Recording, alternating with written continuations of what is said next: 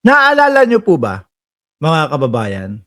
Naalala niyo po yung nasa Kongreso si Rodante Marcoleta, mga bossing, 'di ba? Nung nasa Kongreso si Rodante Marcoleta, mga kababayan, nako ha, may binitiwang salita 'yan, may binitiwan po 'yan na mga ano na sentence na there is no such as West Philippine Sea. Nanggalaiti po ang bayang Pilipinas doon. 'Di ba? Tayo ho, nagpanting-antenga natin doon eh. Kaya lang ho, mga boss, nung napansin, na-realize ni Rodante Marcoleta na galit sa kanya yung taong bayan, biglang kumambyo. Kala mo, biglang nag-reverse ho ng kanyang sasakyan. Oh, sandali lang, yari ako. Mali yata yung binitawan ko salita na there is no such as West Philippine Sea. Ang ginawa ni Rodante Marcoleta ho, mga bossing, biglang, uy, pangalan lang ang ibig ko sabihin na walang pangalan na West Philippine Sea. Di ba? Oh, biglang buwelta, mga bossing. Ngayon, may ipinost si Rodante Marcoleta. Ewan ko kung hanggang ngayon matutuwa pa din yung mga DDS dito. Pero tayo, mga kababayan, alam natin, no? Alam natin na ibang pag-uusap ito. Ang post ni Rodante Marcoleta for cooperation, stability, and peace, kapayapaan. Nakikipag-meeting sa China si Rodante Marcoleta. Sandali, baka mamaya isinusubo ninyo ang Pilipinas dyan ha. Baka mamaya nakikisang-ayong kayo, mga pungalangalan ninyo. Na ang biktima dito ang China. Kasi ganun ang ganun ang naratibo ng China, di ba ho, mga kababayan? Ganun ang naratibo ng China na sila yung kawawa at sila yung biktima at tayo yung nambibiktima sa kanila. Kagaya nung isang vlogger, ni Duterte. Maalala nyo, pinatawag yung mga vlogger, yung mga iyakin sa Kongreso? Ay sabi niya, opo, tanga po ako.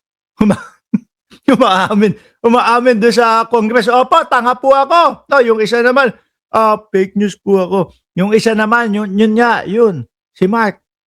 Hindi ho ako yun, no? Ibang Mark ho yun. Nagwa-water cannon din daw ang Pilipinas. Yun po yung naratibo ng China eh. Tapos bumabawi, gumaganti lang sila eh.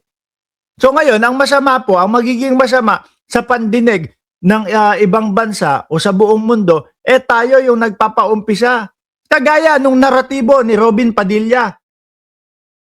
Sana po kumalma, lumamig na ang utak ng Pilipinas pagdating po sa pakikipag sa West Philippine Sea o sa China. Tayo ang laging kawawa eh. Tayo ang laging biktima ng kanilang mga panghaharas, 'di ba? Tapos yun ang nakakatakot dito. Baka mamaya yung pakikipag meeting ni Marcoleta, ang agenda naman po talaga, mga boss chief mo sir, ay opo, paumanhin po, no? Kung hinaharas kayo ng aming gobyerno, baka ganyan. Ang putek na yan. Lalo yung nilaglag, yung Pilipinas. Bakit hindi namin maaari at isipin yan? Bakit hindi nyo kami pwedeng sisihin kung ganyan ang iniisip namin? Dahil ganun yung pinapakita nila sa atin. No? Na pro sila dyan at tayo ang laging nambibiktima. Di ba? Baka kaya nagsasalita si Marcoleta ng there is no such as West Philippine Sea. Baka dahil dito. No? Baka, tulungan nyo naman kami na mapasa amin na yung West Philippine Sea. Kaya humihirit si Marcoleta na there is no such as West Philippine Sea. Biglang tumatak, bumalik sa isip ko nung nakita ko itong pinost ni Rodante Marcoleta nakipag-meeting sa China. Nakakatakot, Putek na yan. Hindi ako natatakot sa kanila. Ang nakakatakot mga kababayan, pag ito yung mga naupo at ito yung mga natira na mga tatayo o diyan sa gobyerno natin. Lalo na kapagka eto yung mga naging presidente, vice-presidente sa gobyerno natin, mga kababayan. Nakakatakot. Hindi ho ako natatakot sa kanila.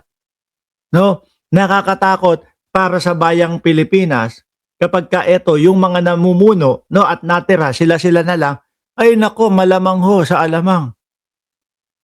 Baka ang Pilipinas ho mapasakamay na ng tuluyan sa China. Sabi ni J. Timblique, naghahanap na ng posibleng asylum just in case. No, baka naghahanap ng asylum para kay Bato o kay Pulong. Di mo ba? No, alam naman natin yung kilusan nila, alam naman natin yung mga galawan nila eh. Ano ba sabi dito ni Marcoleta? No, Senator Rodante Marcoleta outlined key priorities aimed at improving Philippines.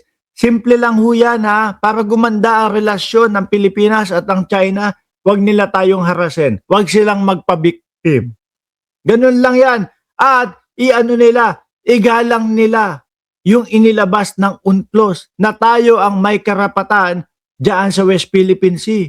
Sabi ni Ardayan, binebenta na tayo niyan, Budol Marcoleta, no, sa China para manalo sa 28 DDRI ko po. Pwede pa yan. Hindi nila tayo masisisi kung ang tumakbo sa isipan natin humihingi ng pondo. Tapos kunyari ito lang yung inilagay, kunyari ito lang yung agenda.